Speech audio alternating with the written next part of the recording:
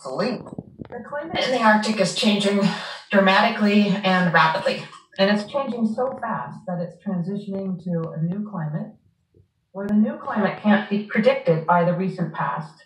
If it's not taken seriously, scientists predict the Arctic could be ice-free in the next 20 years. This morning, Hurricane Sally is battering the Gulf Coast with high winds and heavy rain. The strong storm is expected to make landfall at some point this morning. Yesterday, Alabama's governor warned residents about rain that could cause historic flooding. The storm is also expected to bring life-threatening storm surge. Overnight, Sally was moving at just 2 miles per hour. Forecasters say because the storm is moving so slow, it could dump up to 30 inches of rain in some areas. 5:17 now, good morning. 54 degrees in our area. Let's check in with Storm Center 7 meteorologist Kirstie Zontini. A lot of people are watching that today.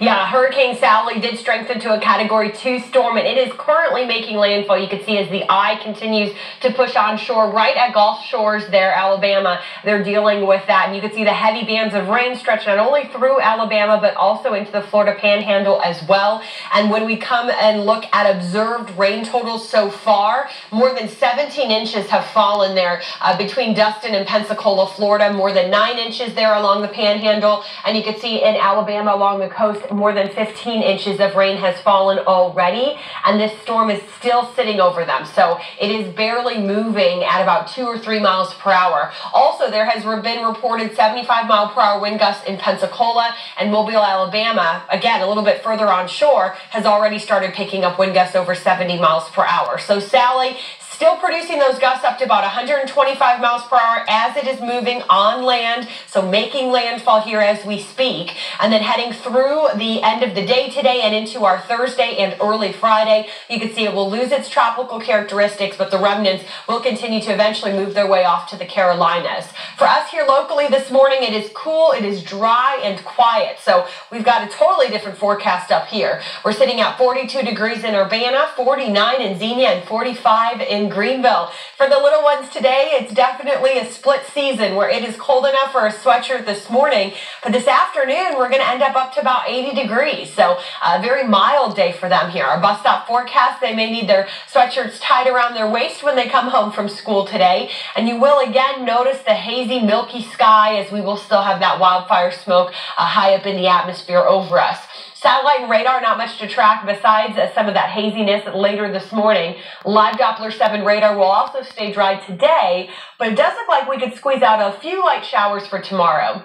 Temperature-wise, pretty much everybody will end up on either side of 80. Our pollen forecast, unfortunately, when we're stuck in dry pattern like this, and especially today and tomorrow when the breeze picks up a little bit, it might send this weed pollen back up to high. So keep that in mind if you are an allergy sufferer for the late summer, early fall, that it's the weed pollen for the rest of the week that could impact you. Tonight we're down to 56, so still cool, but not as bad as it is out there this morning.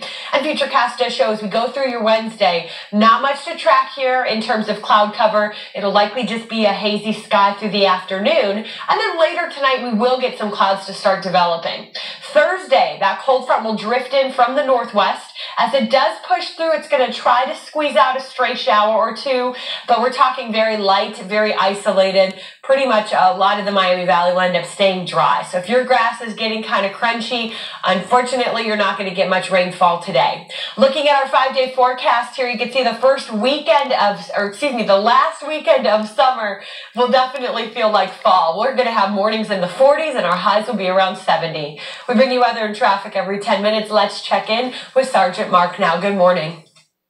Kirstie, good morning to you. About 20 minutes ago, I heard a report of a crash on Swales Road, 300 block of Swales Road. That's just west of County Road 25A, Miami County. That's the Troy area. Haven't heard back from the crews on scene as to whether they discovered any accident there or not, but they were checking on that. We're still following up on that. If you're headed out to the freeway, though, really haven't seen any issues at all. Here's Interstate 70 in Clark County. This camera's by State Route 72, South Limestone Street. You can see traffic's moving at normal speed on this part of the freeway. I'm Sergeant Mark Fowler, WHIO Team Traffic. Sergeant, thank you. 521, 53 degrees.